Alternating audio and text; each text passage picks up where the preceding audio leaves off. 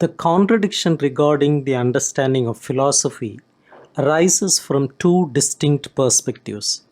On one hand, there is the common notion that everyone is, to some extent, a philosopher as expressed by Gramsci. This idea suggests that even in everyday situations, individuals exhibit philosophical attitudes such as rationalizing events and acknowledging their necessity. However, this attitude can also entail passivity and resignation, waiting for circumstances to settle without actively engaging with them. On the other hand, there is a popular caricature of philosophers as detached individuals lost in abstract thought, symbolized by the figure of the philosopher who falls down wells because they keep their gaze fixed on the heavens of ideas.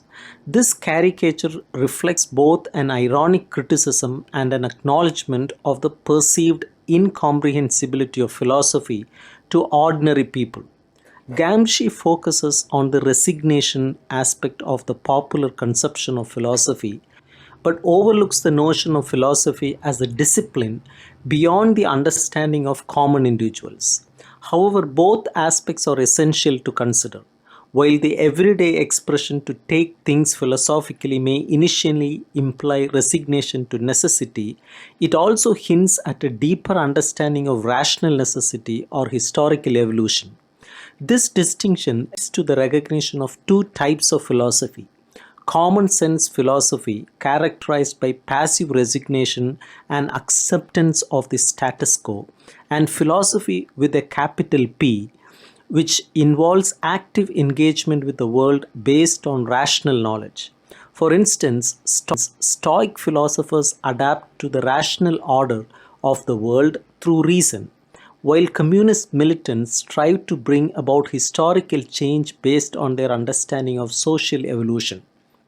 It is crucial to distinguish between common sense philosophy and philosophy in the strong sense, which is elaborated by philosophers like Plato, the Stoics, Marx, and Lenin. While common sense philosophy may be prevalent among the masses, it should not be conflated with the more complex and abstract nature of philosophy. The popular conception of philosophy often portrays philosophers as detached from practical concerns, residing in a realm of abstract ideas inaccessible to ordinary people. The irony reflects the acknowledgement that true philosophers operate in a different sphere of understanding, dealing with concepts and knowledge beyond the grasp of common consciousness. Unlike common sense philosophy, which involves everyday rationalization, philosophy requires navigating abstract realms and engaging with complex ideas. This leads us to the fundamental question: what is philosophy? But in answering this, we must also explore the nature of common sense philosophy. By systematically developing certain theses, we can uncover the realities behind these conceptions and provide clarity to our understanding. One significant observation is that while common sense philosophy seems ubiquitous, philosophy itself has not always existed. It emerges in societies characterized by the presence of social classes and the development of scientific disciplines. In ancient Greece, for example, philosophy arose alongside the existence of social classes, establishment of mathematics as a demonstrative science. Plato's philosophy exemplifies this combination as he integrated geometric principles into his philosophical discourse, reflecting both the social hierarchies of his time and the development of mathematical thought. This integration underscores the intricate relationship between philosophy, social structures, and scientific advancements, highlighting the contextual nature of philosophical inquiry. Class societies existed long before 5th century Greece, yet they do not possess the concept of demonstrative science or philosophy as we understand it. Examples of such societies include pre-5th century Greece, the great Near Eastern kingdoms, and Egypt. It appears that for philosophy to emerge, two conditions must be met. First, the necessary condition of the existence of social classes, and second, the sufficient condition of the existence of a science. Some may object that there were individuals who identified as philosophers before Plato, such as the seven sages and the Ionian philosophers. The discipline of philosophy established by Plato did not vanish with his passing but endured and evolved over time. It seems almost necessary for philosophy to persist and perpetuate itself uniquely, as if repeating something essential through its transformations. Why does philosophy persist and transform in this manner? We note that philosophy continued to develop in what we refer to as the Western world, characterized by the presence of social classes, scientific advancements, and transformations in class struggle. Notably, philosophy's evolution corresponds to significant changes in class relations, state structures, and scientific developments. Consider Descartes as an example.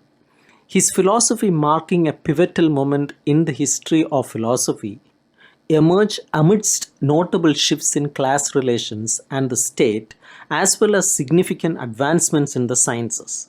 These political, economic, and scientific conjunctions shaped the context in which Descartes formulated his philosophical ideas.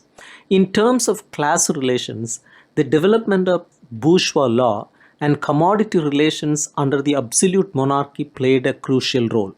Simultaneously, Galileo's groundbreaking work in physics marked a significant scientific advancement during Descartes' time. Althusser is not suggesting that Descartes' philosophy directly resulted from these events. Rather, the conjunction of these political, economic, and scientific developments characterized the context in which Descartes operated, distinguishing it from previous periods. Examining other examples in a similar light, we observe that philosophy's transformations correspond to an intricate interplay between changes in class relations and significant events in scientific history. While we present these conditions as plausible, we invite further exploration into the complex relationship between philosophy, class dynamics, and scientific progress. Descartes' philosophy represents a significant milestone in the history of philosophy, marking the inception of what we term modern philosophy. Its emergence coincides with shifts in class relations and state structures, as well as advancements in scientific understanding. In terms of class relations, this period saw the development of bourgeois law, facilitating the rise of commodity relations under the absolute monarchy, which represented a transitional form of state between feudalism and capitalism. Regarding the history of the sciences, Galileo's groundbreaking work in physics during the modern period is comparable in importance to two other seminal discoveries: the foundation of mathematics in the 5th century and Marx's contributions to the science of history in the mid 19th century. It is crucial to clarify that we do not assert Descartes' philosophy can be derived directly from these events. Instead, Althusser proposes that the context in which Descartes formulated his ideas was shaped by this conjunction, distinguishing it from previous periods. Considering other examples in similar manner, Althusser observes that philosophy's transformations correlate with a complex interplay between changes in class relations and significant developments in scientific history. There are societies where philosophy as we understand it has never arisen, such as certain primitive societies. These societies lack social classes and scientific knowledge, thus precluding the emergence of philosophy. For instance, 19th century India or China had social classes but lacked science as we recognize it. While people may speak of Hindu or Chinese philosophy, these may resemble theoretical disciplines